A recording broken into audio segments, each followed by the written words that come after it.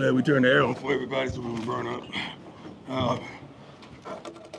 Well-coached team, very disciplined team, ran the heck out of the football. That was the goal, to try to stop the run. We didn't do that whatsoever. They had 224 yards rushing, which they ultimately dominated the time of possession, which is not good because now we can't get on the field and do what we're capable of doing. Coach Kleiman was wonderful. I have a lot of respect, a lot of admiration coming from FCS, as I did, and he is unbelievable, and his team was truly prepared and ready to play this game. We had opportunity tremendously at the end of the game.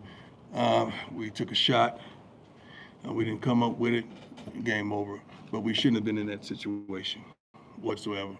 The drive before that, defensively, blowing coverages, we blew some things there because the running back should never be wide open running up the sideline in a situation like that. Then they take a shot and hit us deep, which is not indicative of who we are. Certainly losing Travis and Jimmy and others was tremendous because they're a vital part of our team, a vital part of our identity. They're a vital part of who we are. So that took a blow. Take your time, Coach. That took a lot out of us. But other guys had the opportunity to step up, and they did. So I'm proud of them. Let's go, ladies first. Hi, Coach. How you doing? Good. Nikki Edwards, Hughes Sports Report. A lot of unfortunate injuries tonight. Yeah. I was just wondering if you have any updates on Travis, Jimmy, and Omar. No, not one. I saw Amari in a boot, kind of a cast. So thank God we have everything we need on the second floor here in this wonderful building. But I haven't gotten an update on those particular young men. Hopefully, they could get back at it. But we're not going to rush them. Their safety and their health is much more important in this game. Hey, Coach, Tyler King with the Denver Gazette. When Colton gets the interception there late in the game and then almost turns it for a touchdown, I mean, how quick was just the turnaround and the emotions after you guys tremendous. take the lead and then they come right back out? And like you said, you had some blown coverages there. What do you see on that? Tremendous. It was a natural high. That was phenomenal. Big play. I mean, the defense came up with the play when they needed to come up with the play, and that's what transpired. And you thinking, well, we're going to score. With the ball in Shador's hand down there, we're going to score. And we went on and did what we had to do. We didn't expect them to have a couple of explosion plays to set them up for a touchdown. We didn't even fathom that. I think Coach Rob called a heck of a game, as well as Pat. We just came up on the short end of it. Coach, Troy Finnegan, CU Sports Report. I've got two for you. First, it looked like Travis was back on the sidelines. He had his helmet. Yeah. Was there any discussion about him coming back in? Not whatsoever. He was just there to support his team, and he did a good job at it. And second, the tackling seemed like a big issue tonight, especially at the second level. How much of that was you guys, and how much of it was DJ Giddens? He's phenomenal. He's one of the best in the country. I mean, his maneuverability is unbelievable.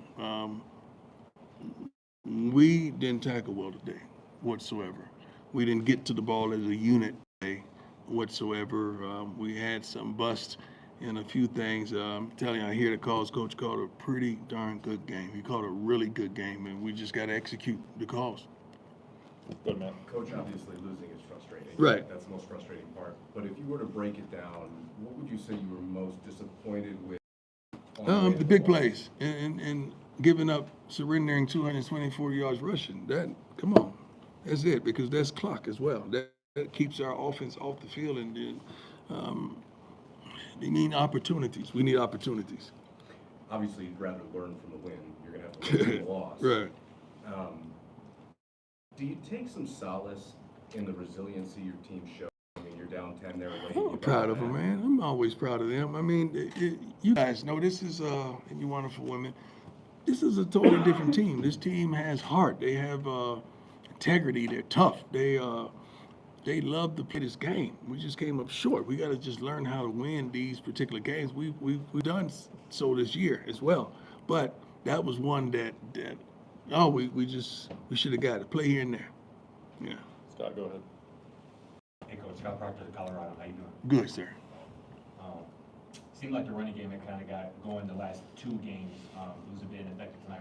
From your vantage point, what do you think kind of led to the ineffectiveness in that part? We didn't execute. I mean, the play calls are there. We didn't execute.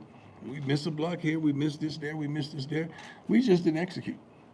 I mean, play calling was definitely suffice. We didn't execute it. I believe we surrendered 6 sacks to their 4, which, in comparison, it wasn't bad. And Shador got to get the ball out of there at times as well. But we're better than that. We're better collectively than what we showed tonight. Go ahead, Jake. Hey, Coach, Jake Schwartz, DMVR. Pleasure. Just wanted to ask you about Shiloh, just what you thought about his play tonight. I thought he played horrible.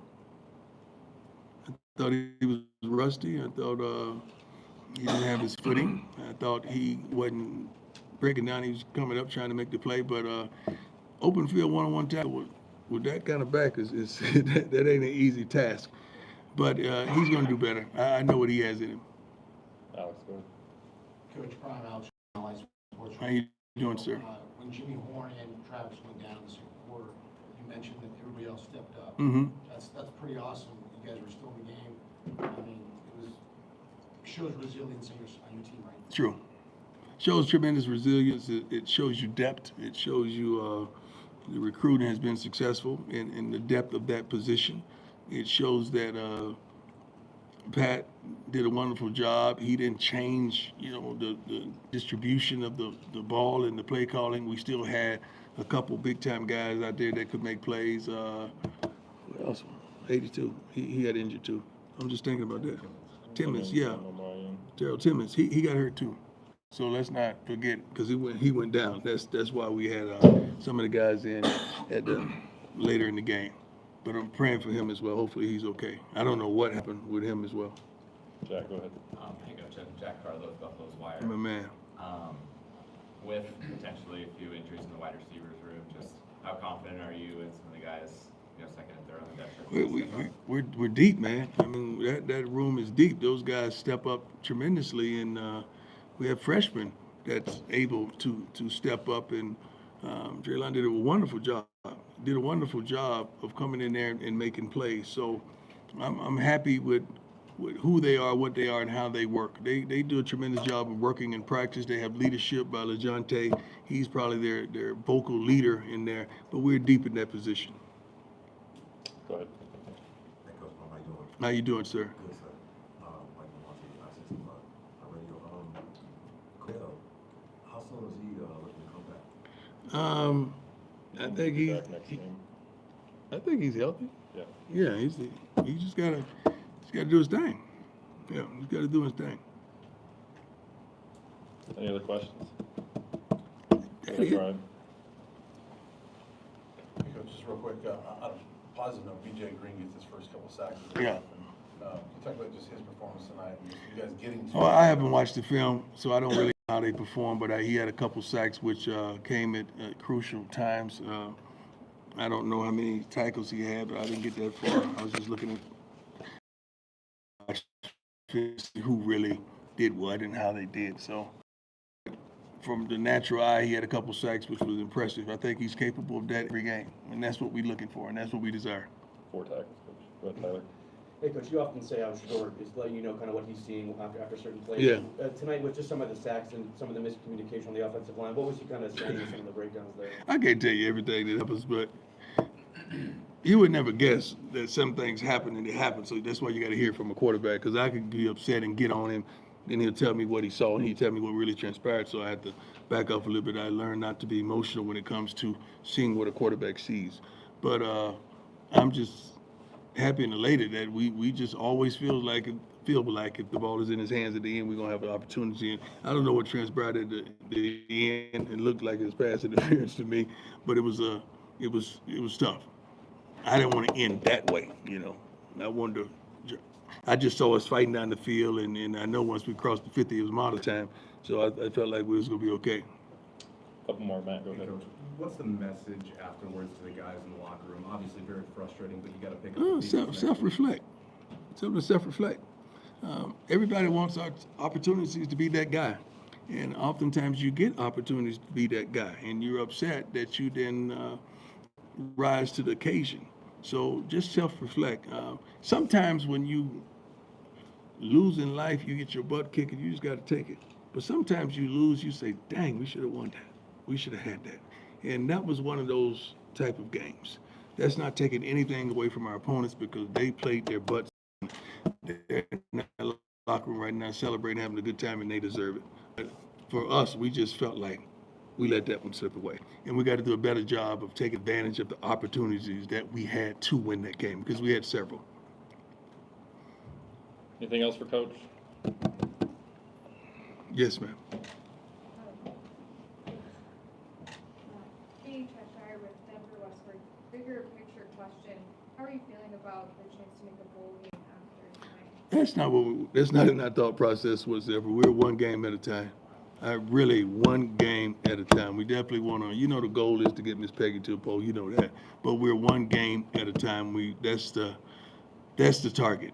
You hate dropping those games, but you could see that we're trending in the right direction. You could see that we have some capable players. You could see that we have some people that can flat out play this game. We just got to all show up together. Today, the run defense, we didn't show up collectively. Last one, go ahead, Rylan.